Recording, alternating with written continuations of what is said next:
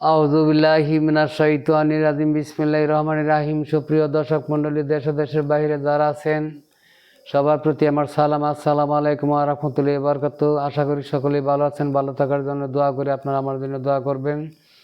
আজকে যে কথাগুলি বলবো আমাকে আপনারা লাইক করেন, সাবস্ক্রাইব করেন। যারা নতুন আছেন তারা সাবস্ক্রাইব করবেন, লাইক করবেন। আঙুলে একটা টিপ দিলে কি কষ্ট হয়ে জায়গা দিয়ে আমার একটু উপকার হয় দিলে। তো ধন্যবাদ। যারা আমার ফলোয়ার যারা আছে তারা একটু শেয়ার করবেন বন্ধুবান্ধবের সাথে। আমি যে কথাগুলি বলি আপনারা মজা পান না, আমি মজা পাই। আমার যদি দুইজন শ্রোতাও থাকে শোনার মতো তাহলে আমি এটা করব। আঙুল দিয়ে আর ঠেলা দিয়েন না, ঠেলা দিলে এইসব কথা পাইবেন না। আজকালকার আলেমরা সেই কি ফেস গোছ লাগায় রাজনীতি আলাপ করে, বাজে কথা কইয়া 1 ঘন্টা 1 লাখ টাকা লয়ে দেখা। আমি তাদের থেকে একটু কথা কমও বলবো না। ফাজলামি কোনো কথা আমি বলি না। সলিড কথাগুলি যেগুলো এগুলো বলি। তো যাই হোক, নবীজির যেই ভক্ত সাহাবী তার নাম হলো জাবের। জাবের গরিব মানুষ। নবীজির দরবারে গিয়ে একদিন বললেন, আল্লাহ নবী দয়া করে আমার একটা কথা রাখবেন। নবী বলেন, আমি আপনার একবেলা খাওয়াইতে চাই। তখন বলল যে আলহামদুলিল্লাহ যাব। একটা তারিখ দিল। পরে বললো নবী যে আমি যে যাব, সমস্যা তো একটা। যাবে বললো, আবার সমস্যা কি? আল্লাহ নবী কয়, সমস্যা হইল আমি যখন যাওয়া শুরু করব তখন তো আমার সাথে লোক বাইরে দেব, একটা খাসি লইব না? আরে আলহামদুলিল্লাহ, খাসি লিতে যথেষ্ট। মানে আমি একা যাইতে চাই, কিন্তু আমি তো একা যাইতে পারতাম না, এই জন্য বলছি তোমার কথাটা। যাই হোক, একটা দিন ডেট করে তারিখ দিল। তারিখ দেওয়ার পরে জাবেরে স্ত্রীর কাছে গিয়া বললো। বলার পরে উনিও খুব খুশি হলেন যে নবী আমগো বাড়ি। আনন্দের আর সীমা নাই। যে কয়েকদিন বাইক ফিরেছে, এই কয়েকদিন রাতে দিনে কাজ করতেছে, ঘুমায় না। বাড়িঘর পয় পরিষ্কার সুন্দর করতেছে। 2টা ছেলে। যেদিন নবী আসবে দুপুরে আসবে, অর্থাৎ জোহরের নামাজ পড়ে আর জাবের বাড়ি রওনা হবে। কাছে মসজিদ আছে, মসজিদে নামাজ পড়ে। তো আগে সব ছিল ওই আমলে পাথর দেওয়া মাটির ঘর, পাথর গুঁড়া করে ঘর তুলতো। এগুলি ফেসবুকে অনেক সময় দেখা যায়, 1000 বছর পুরানা ঘর।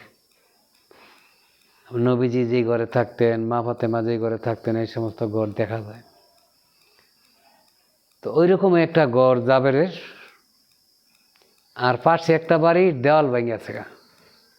তো তা একটা বাচ্চা হইলো 5 বছর, আর একটা হইলো 3 বছর 4 বছর হইব। মানে 5-6 বছর একটা, 3-4 বছর একটা, এই 2টা বাচ্চা। আর দুইজনেই গিয়া খেলতেছে। খেলতে খেলতে ওই যেদিন নবী আসবে দাওয়াত খাইতে, জাবের স্ত্রী পাক করতেছে, খুব আনন্দ মনে পাক করতেছে। আমার নিজের হাতে পাক করে নবীরে খাওয়াম। খাসি জবাই করে দিছে, চুলা বানায় গোছ বানায় দিয়ে নবীর আনতে গেছে জাবের। এদিক দিয়ে 2 বাচ্চা আনন্দ করে খেলতে গেছে। খেলতে গিয়ে তারা ওই ছাদের মধ্যে উঠছে। তো 2 ভাই খেলতে খেলতে একটা ভাই মাটির মধ্যে পড়ে আছে। পড়ে যাওয়ার পরে বড় ভাইটা নামলো, নেমে দেখে যে মারা গেছে। মুখে হাত দিয়ে দেখে নিঃশ্বাস বন্ধ হয়েছে। তখন সে খুব কাতর হয়ে গেল, ভয়ে কাঁদতে কাঁদতে আবার ছাদে গেল যে ভাই তুই আমার ছাইরে গেলি, মায় মারবো, বাবাই মারবো আমারে, আমিও তোর সাথে মরে যাবো। লাভ দিয়া পইরা সেও মারা গেল। মারা যাওয়ার পরে কিছুক্ষণ বাদে লোক জড়ো হয়ে গেছে, জারি এই জাবেরের বাচ্চা এই মারা গেছে। এই তো চিল্লা পাল্লা মানুষ শুরু করছে, মহল্লার এলাকার লোক। জাবেরের বউয়ের কানে গিয়া বলছে যে এই ঘটনা, তোমার 2 ছেলে তো মারা গেছে। আহা, কি হয়ে গেল, কি এর মধ্যে? 2টা ছেলে সন্তান দুটোই মারা গেল। ধরল, ভাই ভিডিওটা টান দিয়েন না, এসব কথা এখন আলেমরা বলে না। যাই হোক, এই 2টা বাচ্চা লেদিন আত্ম করে কাঁদতেছে। তৎক্ষণাৎ মনে পড়ে আল্লাহ নবী না আমার বাড়ির দাওয়াত খাইতে।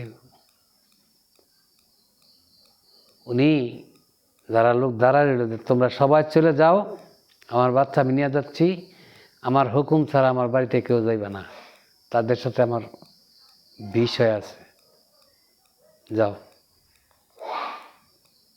তো মন মলিন্ন হয়ে অনেকে চলে গেল। যাওয়ার পরে 2 বাচ্চা কাঁধে করে বাসায় নিচে দিয়া তার ঘরের পিছনে বাচ্চা 2টা রাখিয়া একটা কাপড় দিয়ে ডাকিয়া রাখছে। ডাকিয়া আবার নবী যে বাড়িতে দাওয়াত খাইতে এই খুশিতে পাক করতেছে। তো উপরে তো খুশি, ভিতরে তো কলিজাটা ফাটিয়ে দিতেছে, 2টা সন্তান একবারে শেষ হয়ে এলো। যাই হোক,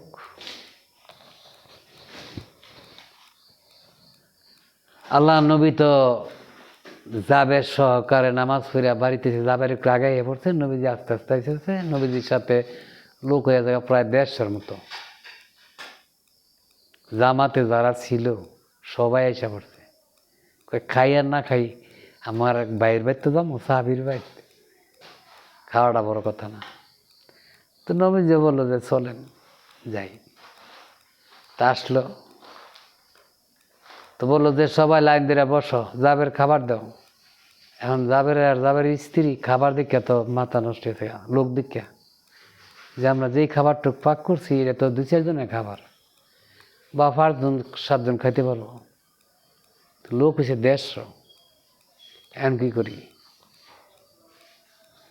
নবীজি বলতেছে, জাবের কি চিন্তা করতেছ, তাড়াতাড়ি খাবার দাও।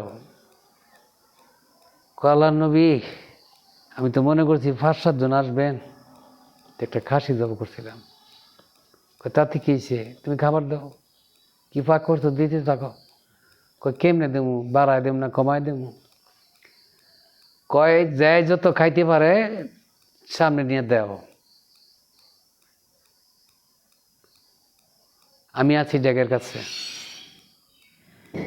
সাহাবীকে বললো তোমরা খাও, আমি পরে খাবো। খাওয়া আরম্ভ হয়েছে,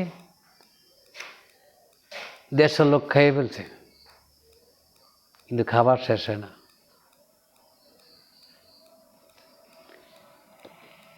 নবীজি কি না করতো,